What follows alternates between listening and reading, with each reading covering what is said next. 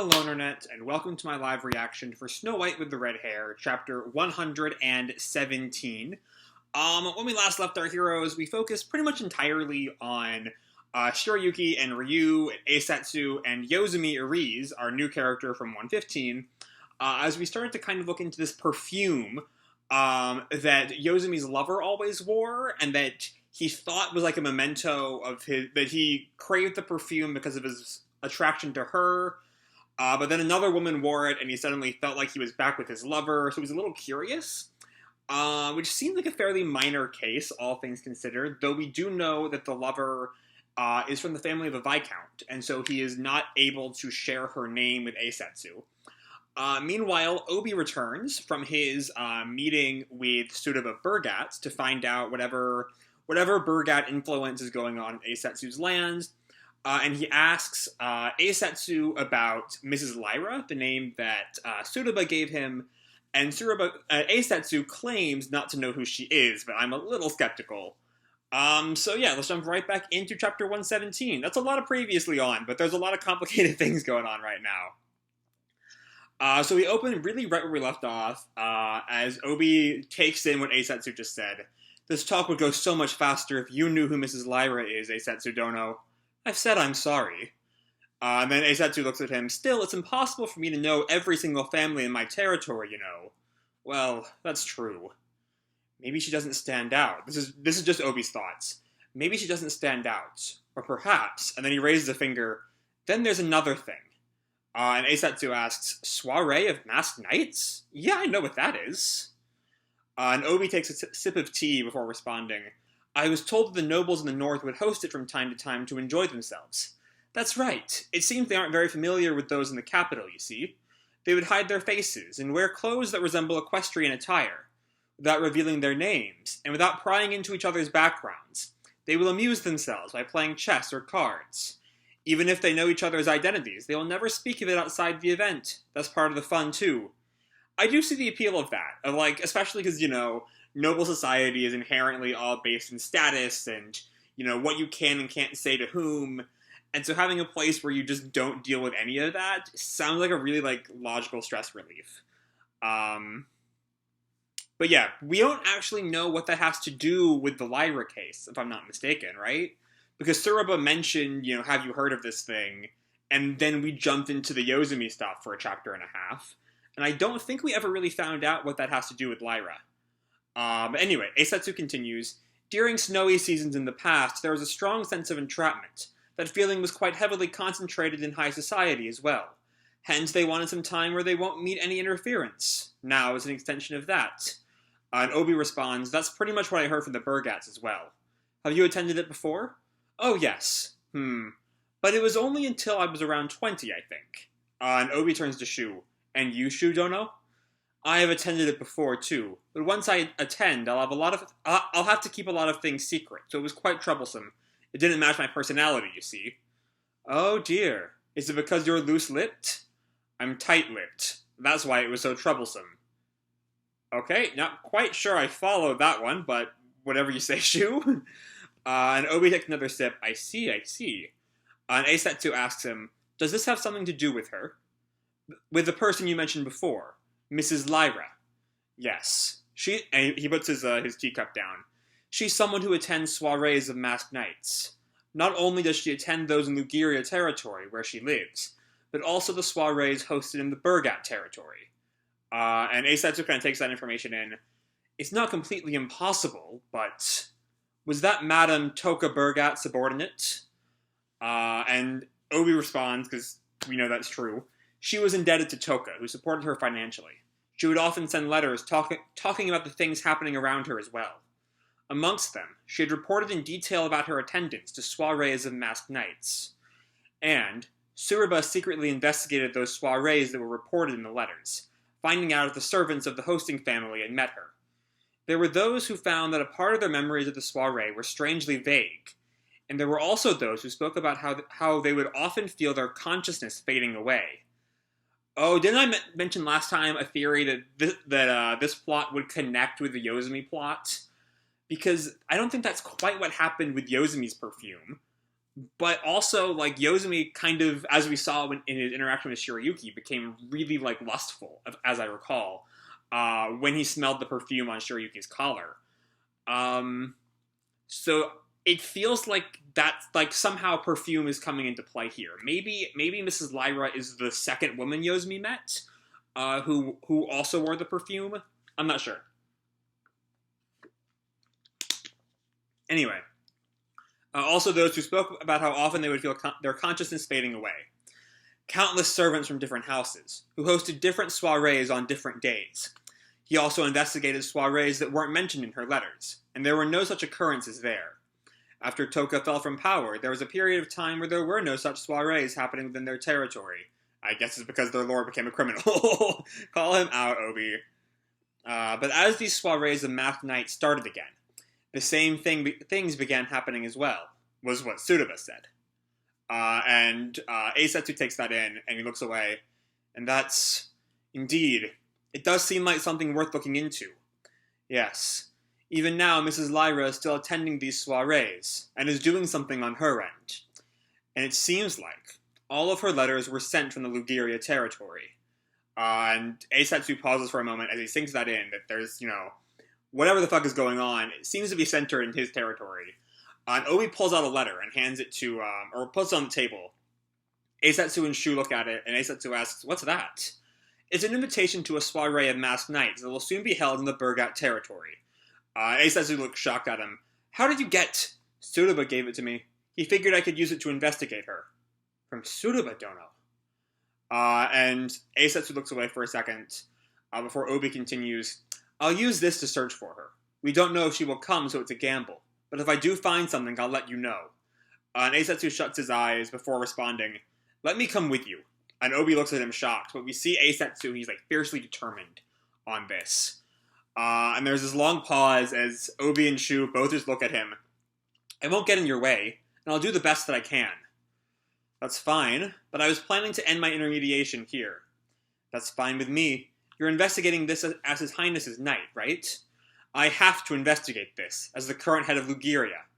And Obi looks at him for a moment, questioning, and then smiles, which takes Eisetsu by surprise for a sec.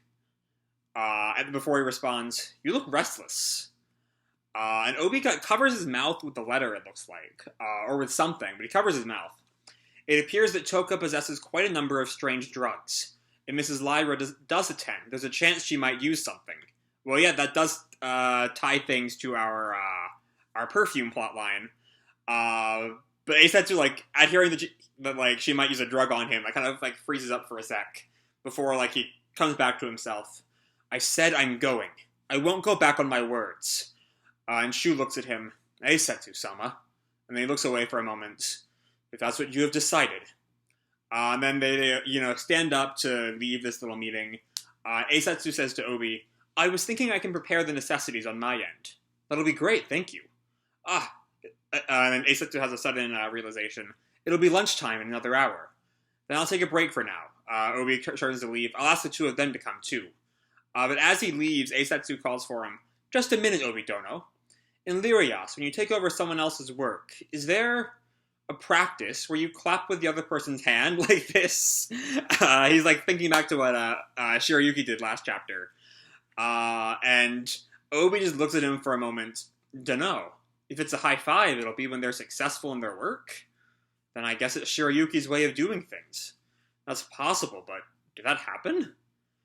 And Eisetsu responds. She said, "Eisetsu-sama, your mouth seems to be in quite good health, so all you have to do is comment. Leave the matter of the perfume to us and take a break." And Obi just laughs at that, as Eisetsu and Shu just look at him. "What are you going to do about the soiree? Are you going to hide it from her?" "Huh? Well, what should I do about that?" And then we see that he's told something to Shirayuki. We see he has the line, "And that's just how it is, mistress." And Shirayuki responds, "A plant with no leaves or flowers." Is that the symbol on the letter, maybe? Yeah, it looks like she's looking at the crest on Lyra's letter. It's not known what kind of plant it is. In short, it means that their identity is a secret.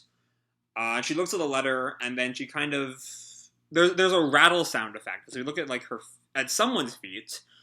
It doesn't seem to be Shirayuki's, just because it looks like this person is sitting, and her skirt looks to be a lighter color than what Shirayuki is wearing. But there's no one else it really could be, so I guess it is Shirayuki. If that's the case, I want to go too. And Obi just, glares at her for a moment, kind of disapproving, before he turns to a smile. Just kidding. I figured you would say that. Let's go, then. And Shirayuki looks at him. I thought you'd stop me. Well, I do have my worries. But I know that your expertise will be needed, mistress. And also, just as there are times where you have to wait, there are also times where someone else will wait for you. And Shirayuki, looks at him, and then Obi just continues. So I guess this time we'll be assisting each other. And Shirayuki pauses for a moment before responding. Got it. Thank you. And the two of them both smile at each other. I love their friendship so much. I am full-on a Zen Yuki shipper, but Obi and Shirayuki's bonds, I just love their friendship. It's such a good time.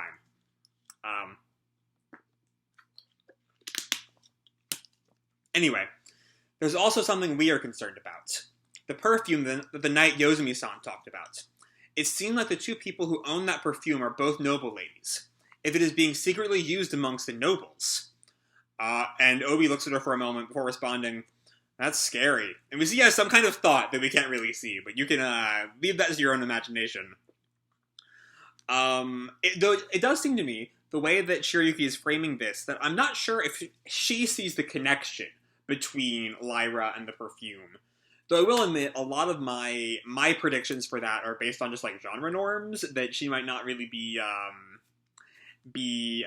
aware of, just because, fiction and all that. But anyway, Obi turns to her. It'll be better if you quietly look into that too. Let's tell Ryu about it. Yeah, good idea. And so they call Ryu over, and I guess they tell him everything. And then Obi asks, Mistress, do you have anything you need to prepare on your side? And Shirayuki looks at him for a second. My medicine supplies. Got it. And now we check back in Lyrias for the first time since I started reviewing this series, which admittedly is not very long. But still, I think this is our first trip to Lyrias in quite some time, since we got to the Lyria domain. Anyway, a wild off-duty Suzu has appeared. And Suzu continues, I can sense it. Those eyes that are usually so dead are brimming with a lively light. I see that you had sorry, it's been so long since we've been to Lyrias, I've forgotten the individual character names. Suzu is the guy, my bad, that Yuzuri here is talking about. I can sense it. Those eyes that are usually so dead are brimming with a lively light. I see that you had a good vacation. You can tell. I was just done with my short cruise. And Suzu walks along. Yuzuri, if you haven't had your meal, want to come eat with me? I'll come with. Yuzuri-san shall treat you today. Huh? Why? Do you want it to snow tomorrow? Hehehe. The flowers I've been growing in the greenhouse have been pretty popular. Really? Well done, Yuzuri-san. Let's celebrate then. And Suzu and Yuzuri go out. They get this whole meal. Yuzuri's just, chomping away. Tasty. So soft. And Suzu responds, around this season, the variety increases. Yes. The yam dumplings are especially tasty. And then she chokes for a moment. That's not it. Suzu, hurry up and eat. I was looking for you. You just found me. She completely changed tack already. Someone from the pharmacy building asked me to do so as I was walking by, saying that an urgent package has arrived for you. Huh? They go back to the pharmacy building, they get the package from Ryu-kun, and the receptionist, I guess, responds, yes, I was thinking that I haven't been seeing him around lately, so he was outside. We see the package, we can't make out the words on it. Yuzuri asks, what is it? It says to be cautious when opening it. Oh, it's the perfume. That makes sense. Did Ryu mention something about sending the perfume back to Lyrias for further testing last chapter? I vaguely recall that, but I might just be filling in.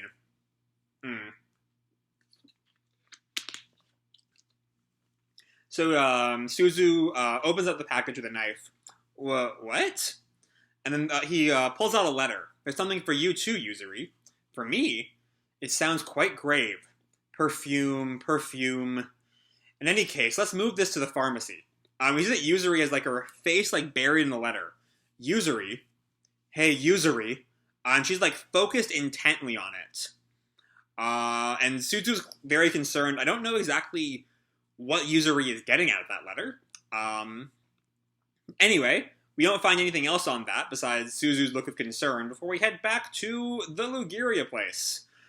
As Eisetsu asks our team pharmacist, go ahead, which mask would be good? They all look down at like many, many masks on this table. How did you get so many? And Shu responds, I took some from my house. And Eisetsu, I used to get a new one every time I attended it.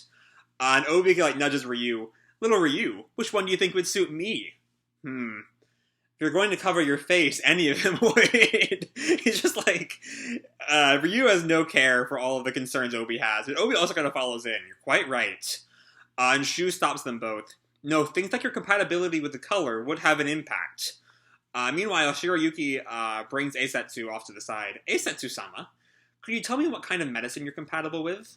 Huh? We don't see the rest of that conversation. I imagine it'll come up later, but we see sometime Eisetsu is with Shu and at least one maid. I'm not entirely sure if there are other people in that panel. It's a kind of a small panel. I'll entrust the house to you while I'm gone. Please leave it to us. And Eisetsu sighs. And Shu asks him, should I come with you after all? No. I'll need you to hide my absence and to look after Ryu. Help him if anything happens. Please leave it to me. And we see Ryu somewhere else. I don't know if he's talking to Shirayuki and Obi, or to who. If I receive a reply from Lyrias, I'll contact Yozumi-san. Oh yeah, this is to Shirayuki and Obi. Be cautious, and be careful. Shirayuki-san. Obi-san. Yes. You too, little Ryu. Uh-huh. Now the three of them, the two of them and Eisetsu, are now in their carriage, traveling to the Soiree in Bergatt territory, right? Yeah, definitely Bergatt territory. So, Shirayuki, how are you going to investigate the perfume without revealing yourself? I prepared clothes for you for the soiree, though. The clothes are just in case. It's best if I don't stand out. In case any drug was brought to the soiree, I will lay low so that I can deal with it. Ah, so that's why... And that's why she asked him what medicine he was compatible with. If that's the case, you should have told me first, Obi-dono. And Obi looks at him, oh, did I forget to tell you? Eisetsu-dono, you, mistress, and I still don't know which of the two territories this incident is stemming from. And Shirayuki gets kind of a focused face at that. Their kind of light conversation is gone. It's time to get down to brass tacks. Eisetsu responds, that's true. More time passes. We see, the establishing shot of the clouds signifying time. The Bergatt territory, huh? And Obi looks at Shirayuki. We're reaching the inn soon. Let's have a meal too once we're there. Eisetsu turns to him, a meal? I was thinking we could attend the soiree with empty stomachs and eat what they prepared.